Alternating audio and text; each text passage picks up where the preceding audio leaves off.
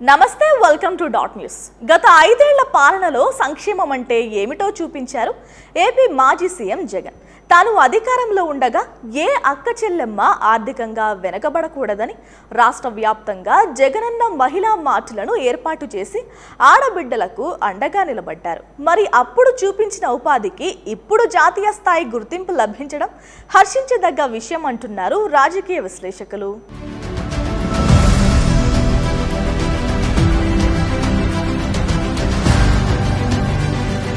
పట్టణాల్లోని మహిళలకు ఉపాధి చూపించడంలో వైసీపీ ప్రభుత్వం అమలు చేసిన సంస్కరణలకు మరోసారి జాతీయ స్థాయి గుర్తింపు లభించింది.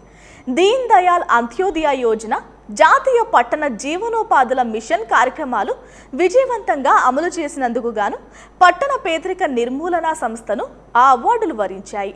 2023-24 సంవత్సరానికి గాను systematic progressive analytical real time ranking అవార్డుతో పాటు performance recognition for access to financial inclusive and street vendors empowerment పురస్కారం లభించాయి.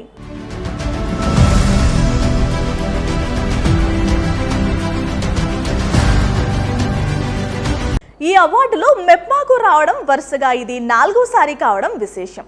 గురువారం న్యూఢిల్లీలో జరిగిన అవార్డుల ప్రధానోత్సవంలో కేంద్ర మంత్రి మనోహర్ లాల్ ఖట్టర్, సహాయ మంత్రి తోఖాన్ సాహు చేతుల మీదుగా మెప్మా మిషన్ డైరెక్టర్ వి విజయలక్ష్మి అవార్డులను అందుకున్నారు. సంక్షేమ పథకాల ద్వారా ప్రభుత్వం అందించే నగదుతో మహిళలకు స్వయం ఉపాధి వైపు వైసీపీ ప్రభుత్వం ప్రోత్సహించింది.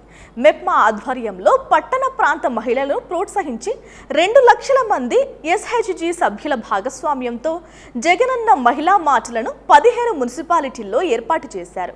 స్వయం సహాయక సంఘాల్లోని మహిళలే పెట్టుబడిదారులు, ఉద్యోగులు, నిర్వాహకులు, వాటాదారులుగా ఉన్న ఈ మార్టులు దేశవ్యాప్తంగా గుర్తింపు పొంది లాభాలను ఆర్జిస్తున్నాయి.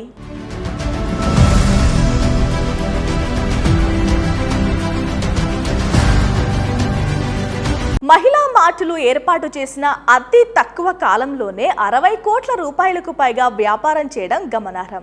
వీటి నిర్వహణ పనితీరును పరిశీలించిన కేంద్రం స్పార్క్ అవార్డు ప్రదానం చేసింది.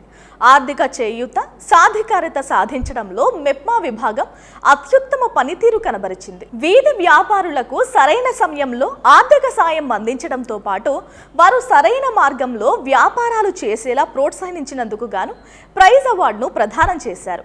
ఏది ఏమైనా మహిళలను ప్రోత్సహించిన ఘనత వైఎస్ఆర్ తరువాత ఆయన తనయుడికే దక్కిందంటున్నారు రాజకీయ పండితులు.